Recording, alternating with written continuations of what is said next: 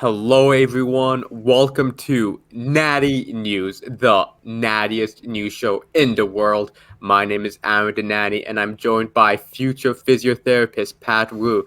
Pat, how are you doing today? Doing really good. The sun is blaring out today, and after a week of cold and raininess, it's great. I'm in a good mood. Pat back with his classic weather report.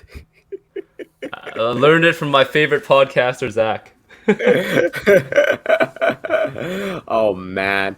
Well, I was gonna ask Pat, did you see last night that Tyson Fury, the Natty King, kept his title? Honestly, I don't follow UFC, so no. But tell us about it. No, this is boxing. Oh, So, see, uh, I had no idea. Pat, I want you to quickly search, and then listeners too, search up Tyson Fury. I want you to see this man's body, and like look at him and realize that he arguably is one of the greatest boxers of all time. Like this man might be able to beat like prime Mike Tyson, Lennox Lewis, all these legends. Like this guy, his physique and his accomplishments really don't match. You wouldn't see him and think he's the heavyweight champion of the world. That's peak performance right there. Peak performance. Yeah, no, Tyson Fury, one of the nattiest athletes of all time, a personal hero of myself, and fantastic match last night. Really shows some natty spirit. It'd be funny if he was on a lot of drugs and he's intelligent about hiding it by just being high body fat. Like that'd be the smart way to do it. If you look ripped, you're gonna get a drug test.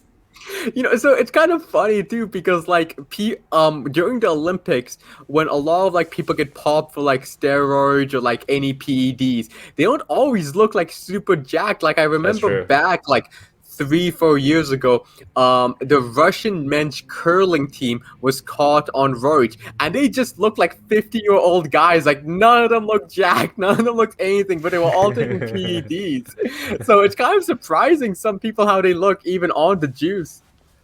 Man, a bunch of plumber looking bodies. Yeah, actually, like you would have never guessed visually. So, you'd be surprised. Amazing, amazing. What else is new in the world of sports and fitness? Oh man, so some of our listeners might have been aware of this, but we had the Olympia recently, and so no surprises in the judging. We had Big Ramy coming in again with another dominant win, just looking huge, looking like an actual silverback gorilla on stage. And then we had Chris Bumstead, Canadian, a great athlete, pretty young guy too. I didn't realize he's only like 26, 27, who won his second classic physique. So good on both of them. Were you able to see any of the images from it, Pat? I did. I think I saw a bit of both, and I mean, Chris Bumstead just.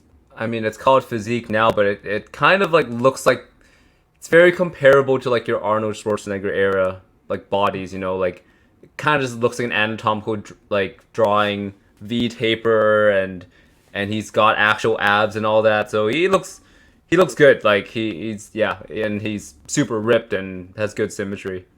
Dude, all those guys just look amazing. Like, I feel like if they went back in time, they'd beat Arnold. Like, they are just Yeah. bigger everywhere. Like, Arnold maybe had a bigger chest, but besides that, like, these guys just like they would mog him and everything else. It was a different time, and in the Arnold times, it like having vascularity in the legs was like it wasn't even a necessity. It wasn't. I don't think people got down to 3% body fat now. Like now, people have striations like everywhere. They got like striations in their chest, their legs, their glutes, their face. Like it's crazy. Dude, it is wild. And I think another thing is like how much leg development happens in the modern era. Like if you see Big Ramy, like when he does like his side chest and he's flexing his hamstring, he has like these deep, like 1 inch lines separating his quads from his hamstrings. Like it's insane the amount of development they do on their lower bodies now. Like, man, especially like Big Ramy. I don't think there's been a bodybuilder as big as him. Yeah, and I think when he was new, he was already so big 5 6 years ago. So it was just about refining, perhaps getting his social media presence better, and also just getting a little bit more ripped. Like Yeah, the man's and he's in his 30s, right? Yeah, all these new guys are pretty young now. Yeah, like whereas the old generation people peaked in when they were like late 30s and 40s, like he's got time to keep going. Yeah, I mean, Big Ramy, like he had a good underdog story. Like he's been doing it for so long, trying to make it out there. Had the size, had the conditioning. Well, Yeah, conditioning was a bit on and off, but I think the big thing holding him back was just not knowing English. Unfortunately, the Olympia, it really is so much based off politics and having a good image. And I mean, we can go on and on about how Kai Green got screwed over, but yeah. what are you gonna do? That's just the way. And with Phil Heath out, they really needed someone to fill in that personality, and Big Ramy seems to be doing great with it. Yeah, it's awesome, and yeah, he's got some admirable legs. We'll talk about legs later. You won't get big Ramy legs, but we'll talk about legs in a little bit.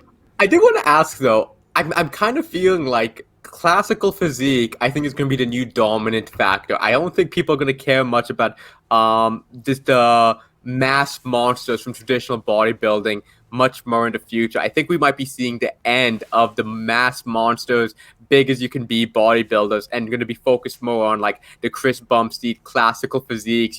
All about the aesthetics, the V taper, all that good stuff. What do you Hmm. think?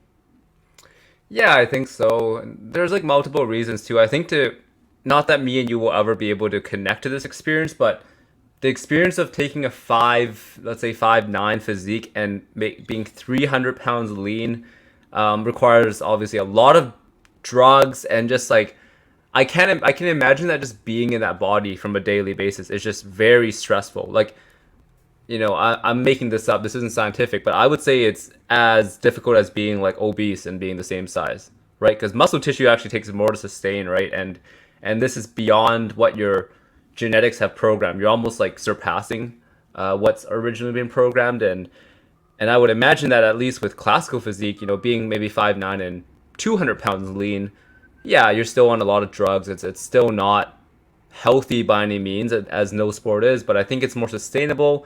It does generally look better, and like I feel like the health versus performance aspect is more balanced. Versus with the mass monster stuff, like your health is just out the window, and like yes, you can win an Olympia perhaps, or you might not. And a lot of these guys do a whole career, they put their body through all that, and all they end up with their health problems in the end.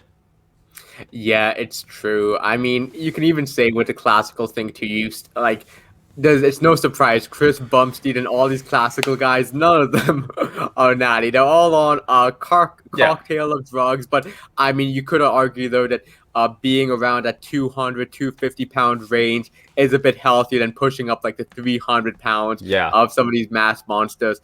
But yeah, it's like an interesting transition. It seems to be kind of the revival of bodybuilding with these classical physique competitions. Mm-hmm. Yep. It always comes full circle. Yeah, exactly. Um, but anyways, Pat, it's time for my favorite segment of every night news. It's time for Pat's physio fun fact. So, what fun fact do we have today from the secret doors of physiotherapy school? Yeah, today's fun fact is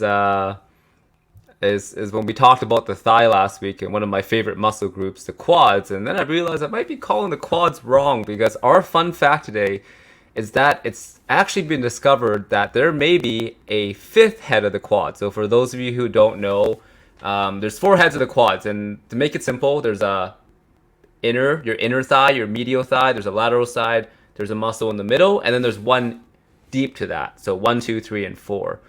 Now, it's been discovered that there's a fifth head in about half of people, anywhere from 1/3 to Wikipedia says anywhere from 33% to 99% of people. So we don't know how many percent of people have it, but it's a fifth head. It's kind of in, and if you're listening, you can kind of feel along to guess where it is. It's kind of in your upper outer thigh, right? And it doesn't point straight down, it kind of points a little bit inwards. Okay? Yeah, so that's the direction of the muscle. And the name of the muscle is called tensor vastus intermedius. So what that means is that the vastus intermedius is that deep thigh muscle, and what this little muscle is not strong enough to make your whole thigh move, but it can tense up that muscle. So it indirectly will add some force when you extend your knee. So that was a pretty fun fact. We didn't get to see it in the cadaver lab and everyone, so I'm still not. I can't like believe it until I see it, but yeah, there have been studies that have found it. I'm wondering if we take like top athletes, like great sprinters and weightlifters and jumpers, and we see maybe if they have this extra head, and that gave them that advantage to create more first. Yeah, one day. I mean, it's too early first, and that's the thing with doing it on dead specimens is you don't really know what it did for them in life. So that'd be very interesting study if we can find out. I'm very interested to see where it goes, and we'll call it pentaceps one day. Yeah, true, true. It might be one of those things where we just never realize that a lot of people have this. Yeah, yeah, exactly. We'll call them big pents instead of big quads. Oh man, there's gonna be have to a lot of people are gonna have to get new Quadzilla t-shirts, or we have to be Pentzillas. Yeah. Yeah, kind of. It sounds good. Pentzillas, sure. Yeah. Well, we'll have to see about that. That could be some new future merchandise. But anyways, Pat, today you wanted to talk more about leg training because you want to flip the book. You want to change up how people are training the legs. You're thinking squatting and deadlifting isn't enough. Yes, that is the thought of the day, and it came up in my mind while we were talking about the legs at school last week, and I realized, and we all grew up on this, and everyone who lifts has probably heard this. If you want to work legs, you do squats and deadlifts, and you're good. It's gonna work. And the theory, generally, you're gonna work all the muscles. You're gonna recruit lots of muscle fibers, and it's gonna be, yeah, and then you're good. You don't have to do anything else, right? But then as I was going through school and I'm seeing all the different muscles and the different lines they run, and it's not as simple as that. Like we meatheads think of your legs as your quads, your hamstrings, your glutes, and your calves, but no one even thinks about the calves. So the quads, hamstrings, and glutes are all you think about when you think about legs, right? But there's so much more to it. So my job today, and Anwar's going to be debating me, is to show you a little bit of the anatomy of the leg, just a light overview of it, and kind of convince you why squats and deadlifts don't fill all the gaps, and maybe present some exercise or ideas that will fill those gaps. So now, Pat, I'm just gonna go with a little guess. I'm gonna guess that at the end of this, you're gonna convince us all that you don't need a squat, you don't need a deadlift, but what you do need to do is leg press. The leg press is actually the goat of leg exercises, and me and you have been completely wrong. The secret to big legs is leg pressing, throwing on 10 plates and just going at it. No, I still think leg press is like, for like the time versus benefits, probably the worst because you're spending half your time loading the 45s. Leg press still sucks. Yeah, I mean, I think leg press could be nice for like single leg work, like if you don't want to do lunges or If you're Bulgarian hurt, split yeah. squats. I can Yeah. see it for that, but yeah, if you're loading up 6 plates, it's like why? Putting on the plate is more work than actual exercise. Yeah, here's yeah. If you don't want to listen to the rest of the podcast, just remember don't do leg press. That's not good. All right, but anyways, I'm actually really interesting to hear this because literally every leg workout I've ever done has been a squatting or deadlift movement, and then maybe like some lunges or like some split squats. And if I'm feeling really good, I want to be a real bodybuilder. I want to be like Big Ramy. I might do some calf raises. And that's basically my leg workout and maybe some abs. So nothing too crazy, but I'm wondering if you're going to change it up. Before we actually jump into this, I want to say though, for all my upper body workouts for the last week, I've been starting with side raises. Yeah. Like before I bench, before I do pull-ups, I'm doing like 5 sets of side raises, and like I'm taking them as like a serious lift now. Yeah, and you probably will feel it now, right? Because it's the first thing you do. You're gonna pay a lot of attention. You're gonna feel it, right? Yeah, I've been also doing a lot of like upright rows as well. So like I'm gonna see how it feels. I'm gonna see what's gonna happen. But yeah, you really changed my opinion from that last physio fun fact. So let's see if you're gonna change me again on leg training. But let's hear it, Pat. So what's your argument for doing more than just squats and deadlifts? And like what other motion should we be doing? Yep. So we'll start with some anatomy, and this is my favorite thing to do is to take all the now anatomy is so like like complicated and has all the big words. Leave the big words in the examination to me. I'm gonna make it very simple to understand, right? So if you're listening, you can follow along. So everyone knows your quads, and then that's in the front of your leg. That's the big muscles, right? And we know there's like the inner thigh, vastus medialis, and the outer thigh, vastus lateralis, whatever. The only thing that's important to think about here is that your outer thigh, your lateral thigh, actually goes past the front of your leg. Right? It attaches on the side of the leg. You can feel that, right? If you're feeling it right now. So it almost goes to the back of your leg where it meets the hamstrings. And you were talking about how for big Ramy, like it's almost like they like met right in the middle. Now with that, it's pretty simple. So the good news is squats are a great exercise to work your thighs because your front thighs, they extend your leg, and what do you do when you do squats?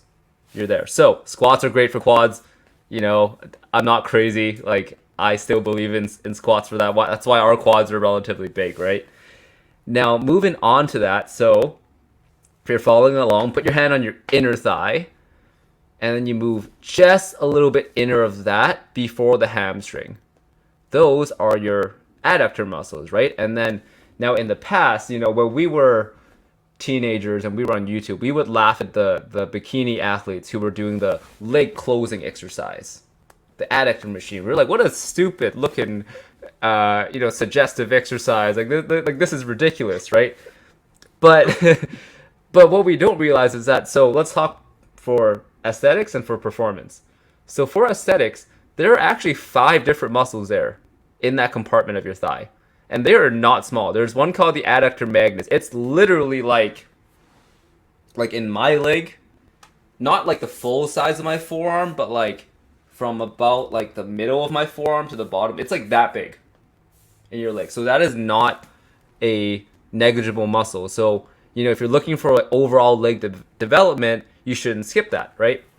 Now for performance is really important because, Anwar, have you ever got a groin strain? I have. You have gotten a groin strain, right? What'd you get it from? I was doing some Brazilian jiu-jitsu. Got a little strain Mm-hmm. from that. Yeah, so sports like combat sports like jiu-jitsu, any sport where you change direction, if you play tennis or football or whatnot, people get groin strains really often. Now, let's think about what people do in the gym. Do they work their adductors? No, they work their squats and they work deadlifts, which do some adductors, but not really. So if we're trying to be healthy and we go to the gym supposedly to be healthy, then we should include some adductor work, right? That should kind of make sense. So again, squats don't really cover your base too much there. Deadlifts do a little bit, but I think everyone should add an adductor exercise. So, not everyone has that complicated leg closing machine, and it is a little bit awkward.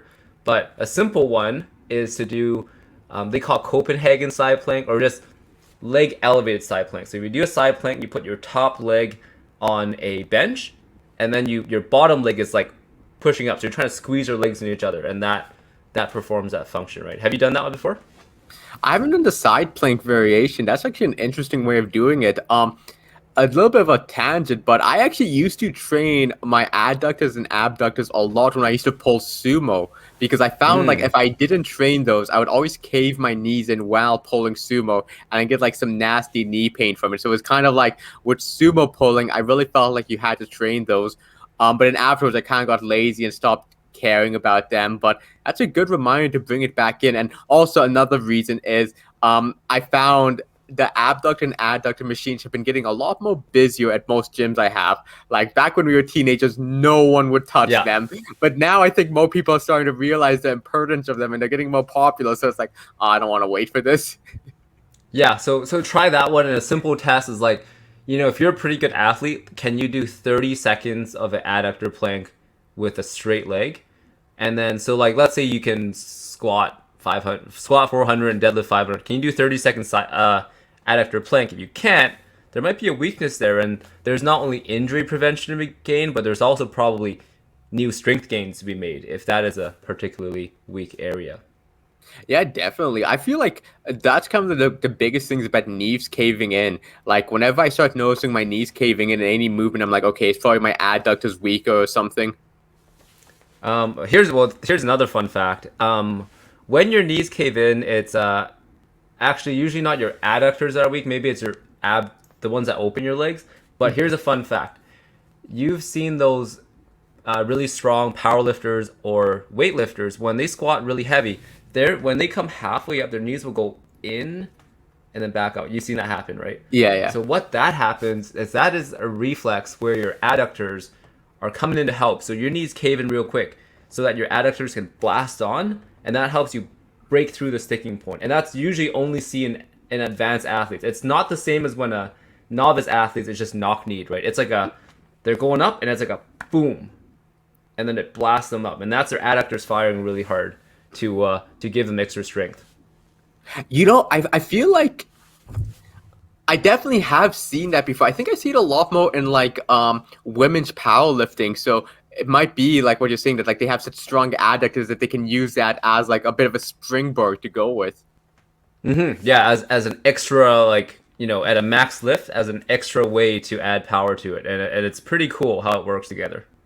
Yeah, damn. I mean, I would not try that myself, but I'm sure those people have had a lot of practice with it and feel very confident in that movement.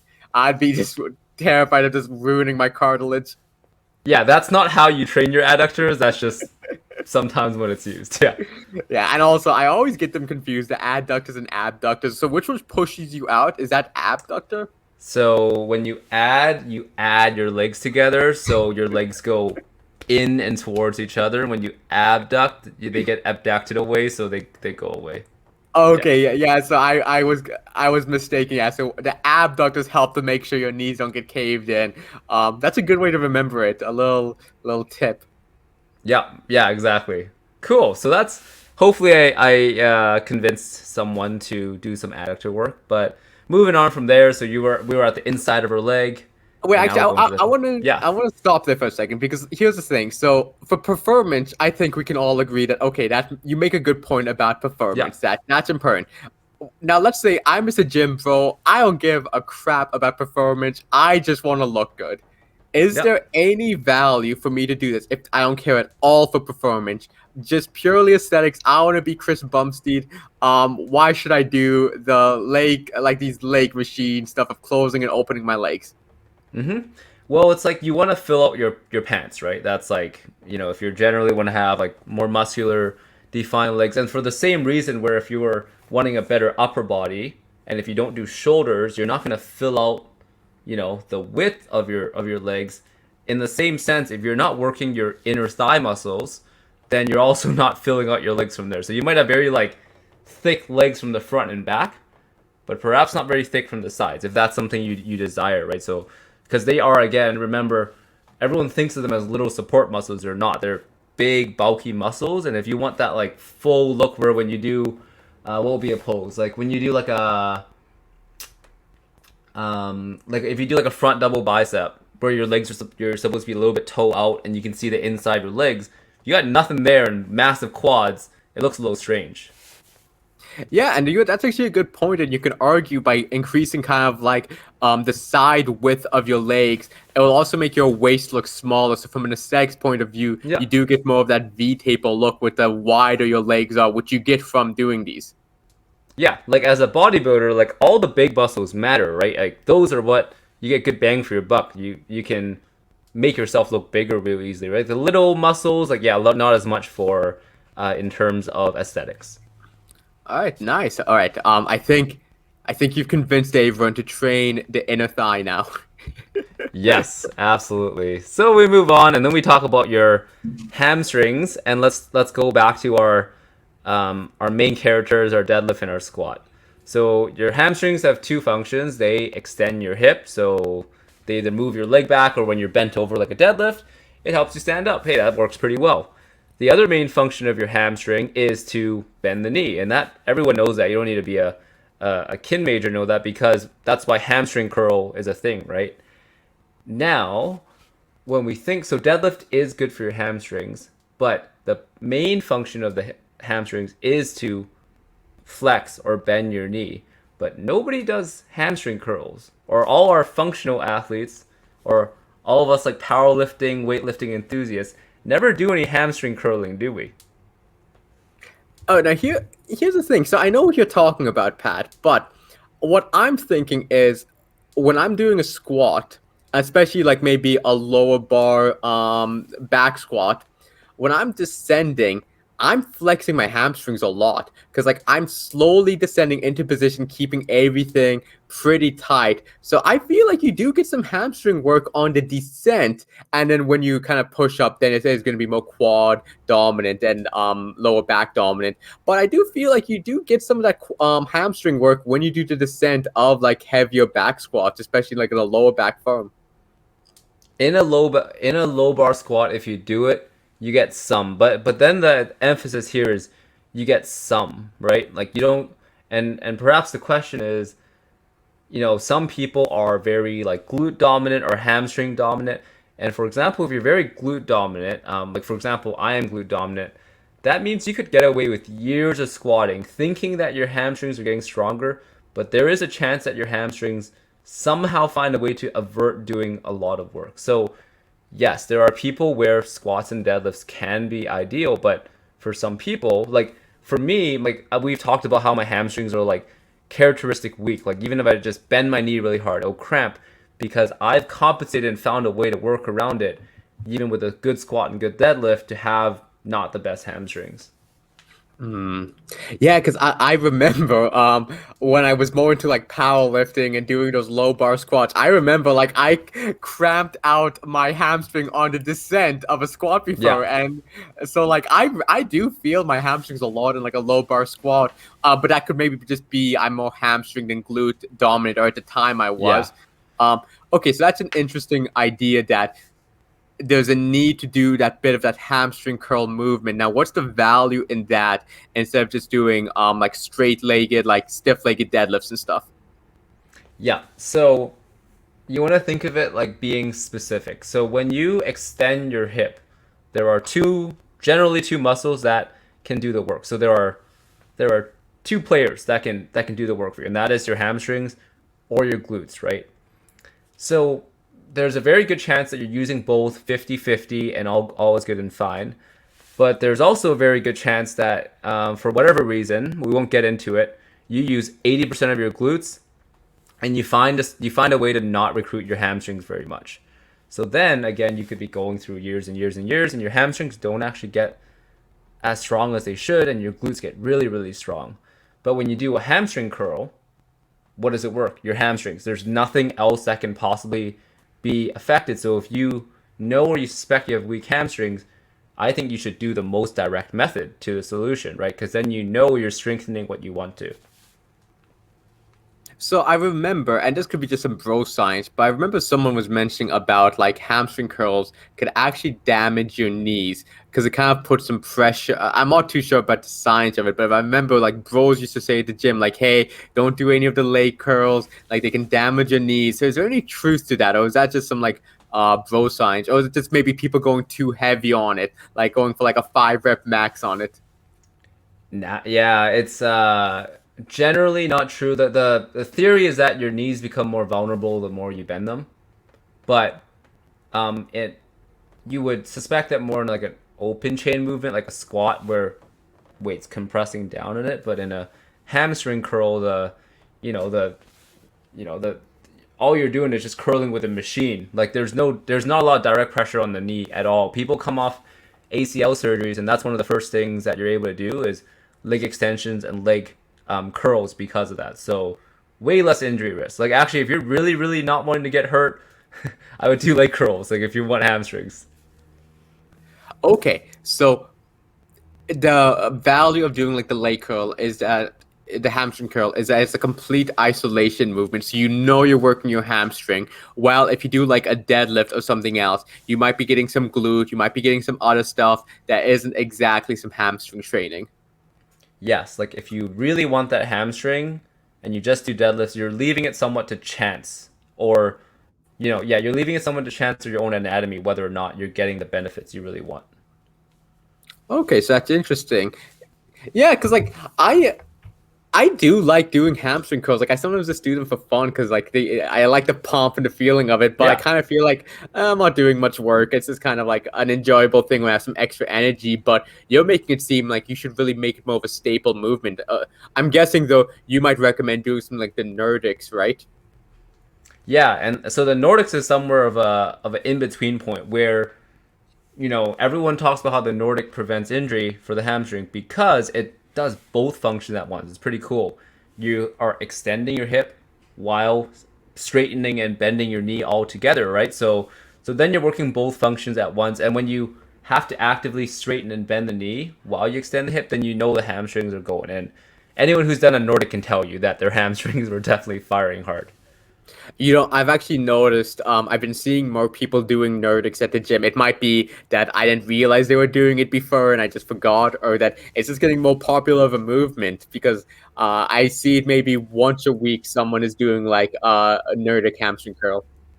I mean, not every gym has a hamstring curl machine, but I mean, a lot of people have a training partner or someone, right? And that's all you need.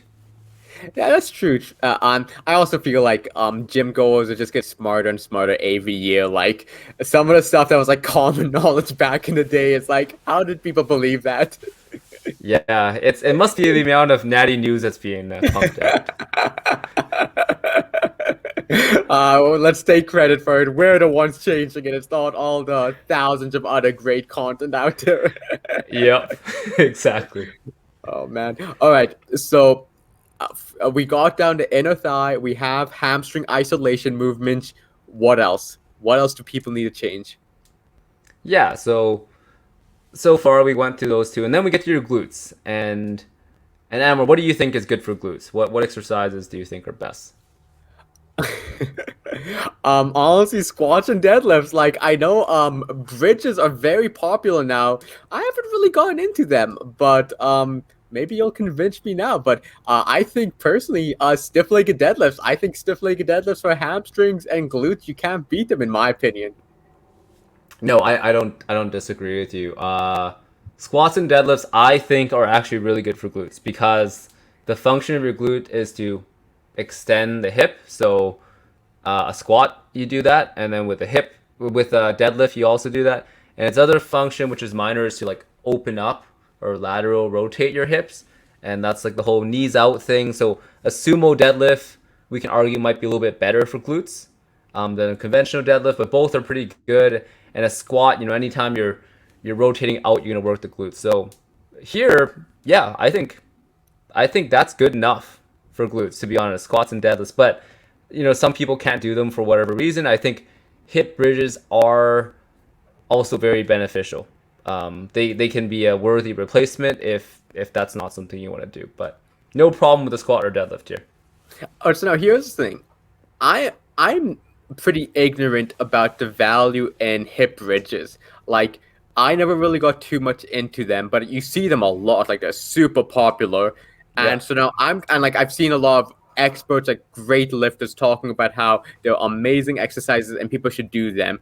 Um, Now I'm curious. So could you replace a squat or like a deadlift with just doing a hip bridge? Like, are they as useful or hit as much of the same compound movements of like a squat or deadlift? I I don't think so. I don't think it's as good. The main thing you don't get as much of with a hip bridge is the bracing capacity, and I don't think you get nearly as much erect or lower spine development, or a lot of like the upper body stuff that you get with a deadlift. Right, when you do deadlift, you brace your shoulder blades, your core. Like my lower back has been entirely built with deadlifts and squats, right? But with the bridge, you're probably not going to get as much of that, but you'll get really good glute and hamstring activation and deep hip muscles. So yeah, so you get the leg development, I think, fully to the same level, but you missed out on some of the other things. So just it doesn't mean one's good or bad. Just yeah, you just have to keep that in mind when you're choosing one. So if someone trains, let's just do a squat and deadlifts in their leg day workout, would it be necessary to do any other glute movements in your opinion? I don't think so. Maybe some like unilateral if you know that like your left or right glute is bigger or stronger than the other, but you could do like a stagger deadlift, split squat, I think those can be just as good. Yeah, I think for glutes, squats, and deadlifts cover your bases pretty well, in my opinion. It's actually crazy how much you feel in your posterior chain from single leg deadlifts. Like Hmm. the amount of like hypertrophy and just fire you feel in like your hamstring, glute, and like even lower back doing them is insane. Like I think they might be one of my favorite new movements you showed me a couple of years ago. Yeah, we'll get to a couple more reasons why some single leg deadlifts will be good in a bit. But Oh, yeah, that's your that's on big the list glutes. too. It's somewhat on the list, yeah. Yeah, no, I think the glute ham, I mean not glute hammer, sorry, but like the glute bridges, they've become super popular, and I've been like always kind of curious about how are they compared to the bigger movements, but they do seem pretty beneficial, and for some people they might not like squatting or deadlifting, so it's a good option, I feel. And I've done them a few times. Like, for every tool for their advantages, there's another way to spin it to be in a disadvantage. Like with the heavy hip bridges, they don't like crush your CNS as hard as squat or deadlift. And sometimes you're really tired and you don't want to do that. And they don't require as much coordination or skill or like focus to do it. And some days you might have 2 hours of sleep and you're not feeling good. You might be feeling like not dizzy, but like maybe doing the Valsalva for deadlift doesn't feel good that day. Perhaps on a day like that, maybe doing a hip thrust is better because you're very low chance of hurting yourself. You don't have to brace quite as hard, and you can just focus on glutes and hamstrings and doing it that way. Yeah, no, completely agree with that. All right, what's next on the table? So next on the table, so we were just talking about glutes, but what we're talking about is your glute max. That's like your big butt muscle. That's what you're sitting on right now, right?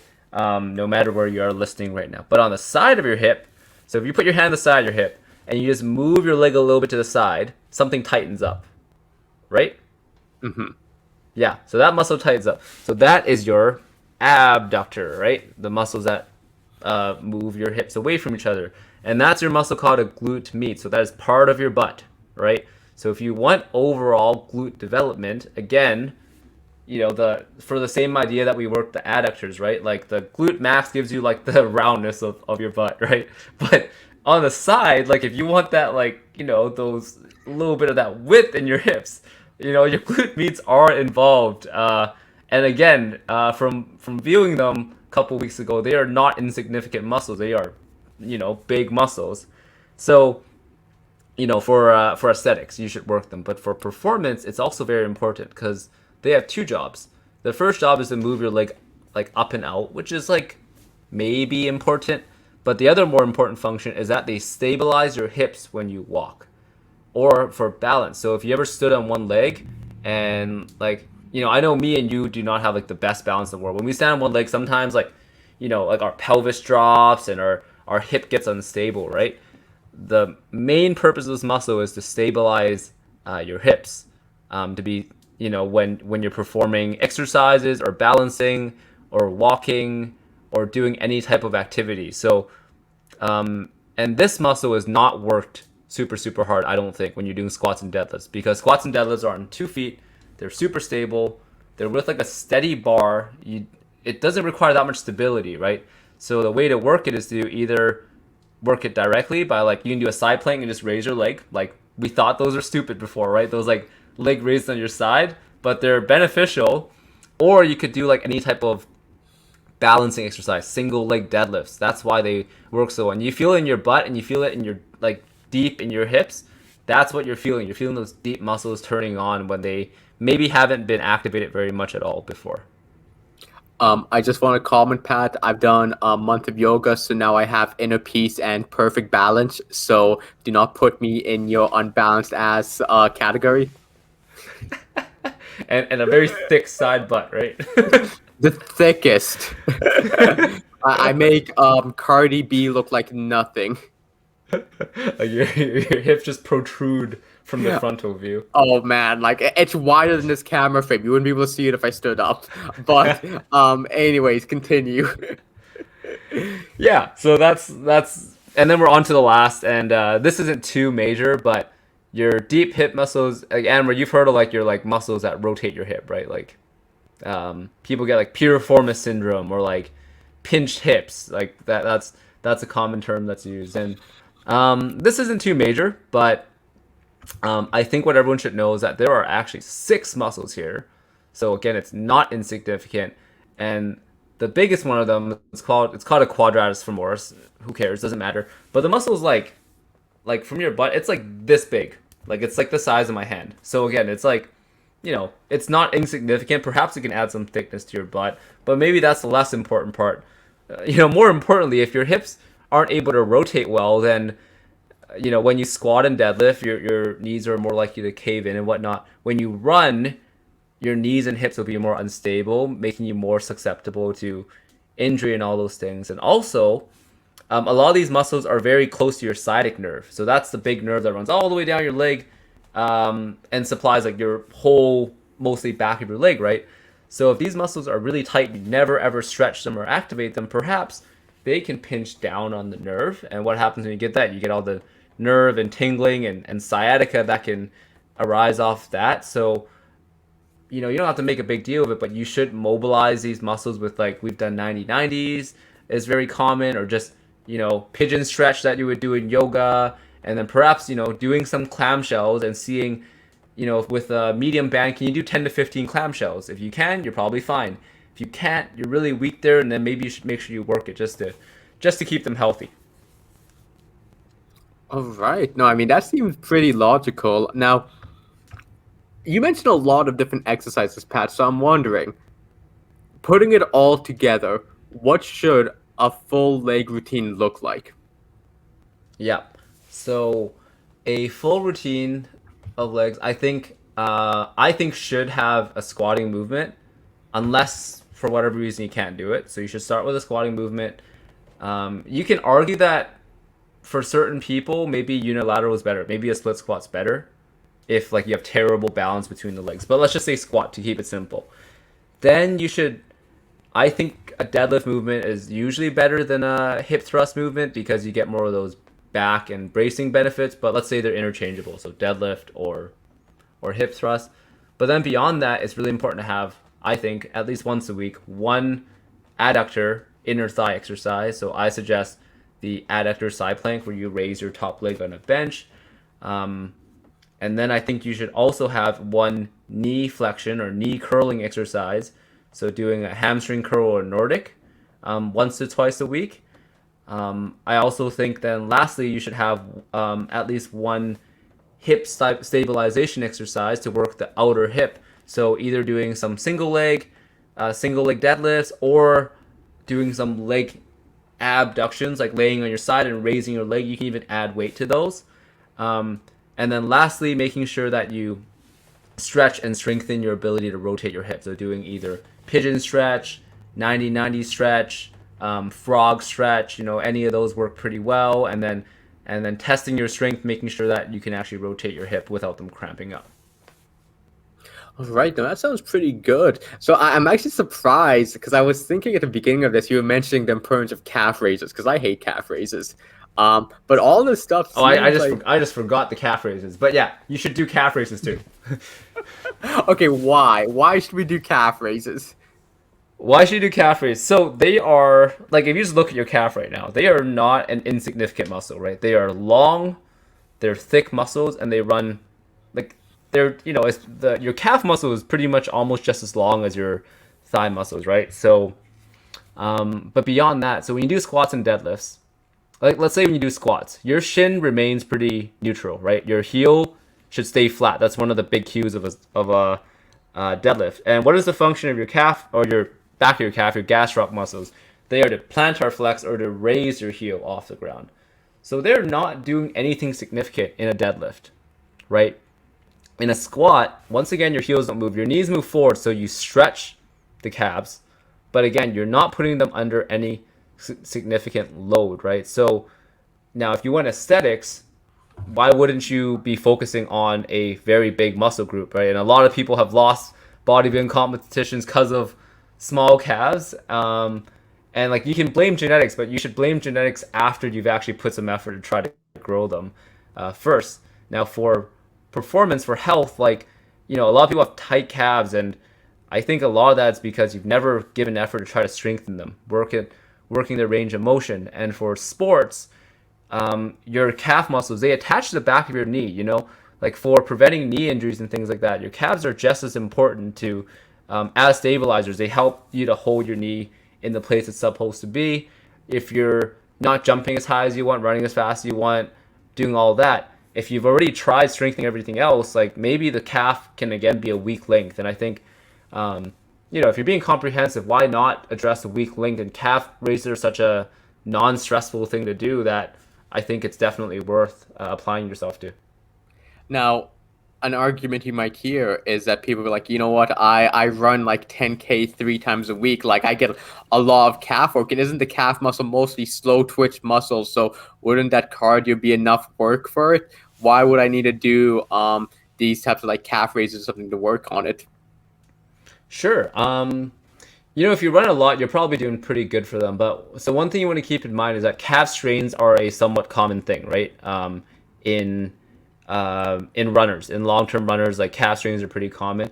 So to prevent strains, what you want to do is to get your muscles working at different lengths, so stretched and unstretched, but also get them working at different intensities. So when you run, you typically always run at the same intensity. So your muscles hit the same load until they get really damn tired, and then suddenly your muscles aren't used to this level of strain. Perhaps your quads and hamstrings are tired, so your calves take more, and then it's like, boom, minor strain. So when you do calf strengthening exercise where you actually put some weight on it and make it forceful, now you're providing some stimulus of your calves working against higher levels of load and resistance, so that if and when you're tired during that run and that fatigue sets in, your calves are now more equipped to handle the situation, and they're less likely to get injured. Oh, that's interesting. Yeah, because you're right. I've definitely felt calf strains before too, so it might be one of the things where I should be taking calf training most seriously to help prevent that. Yeah, and it's very little investment, right? Do 3 to 4 sets at the end of a workout. Takes you 5 minutes. So, yeah. All right, perfect. I think all that makes pretty good sense. I see. I was thinking you're gonna drop some bombs, like we shouldn't be squatting at all. But it seems for No. you, it's just like add in a few sets every time you do legs, and Yeah. you'll be good to go. So it kind of shows us how much squats and deadlifts really cover. But it's just like a few accessory movements to help fill out and help all those smaller details that we miss out on. Yeah, exactly. I mean, I'm not going to be a hypocrite, right? I squat and deadlift every single week, but what I've learned throughout the years is squats and deadlifts still good, but those other things are not negligible. And perhaps if you've hit a plateau in either your aesthetics or your strength performance, it's worth looking at those weaknesses, because though that's an area that's easily improved if you suck really bad at it. No, I think that all makes a lot of sense. And there's some good points about that, about injury prevention by doing these added movements. Yeah. Oh, absolutely. Just be comprehensive, right? There's all the muscles are there. You don't have to overthink it, but make sure all of them get a decent stimulus at least once a week if you're working out. Again, none of them take a massive investment, right? Like each one of them might take 5 to 8 minutes each, so I think it's very worth doing.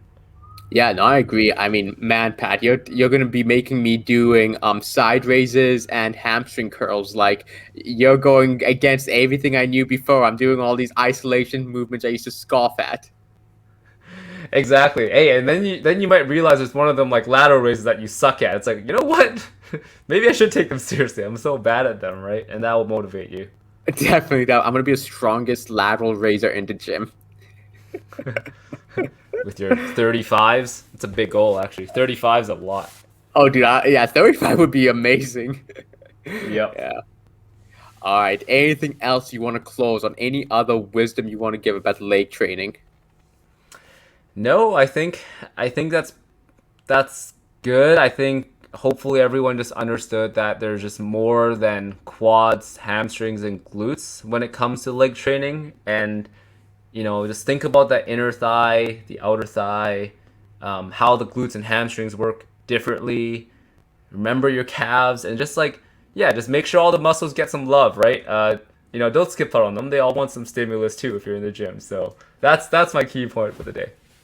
Oh, I love to hear it, Pat. Really appreciate you giving some good old physio knowledge for free. You'd have to pay a physiotherapist a couple $100 if you're not insured for this stuff, and we're giving it for free.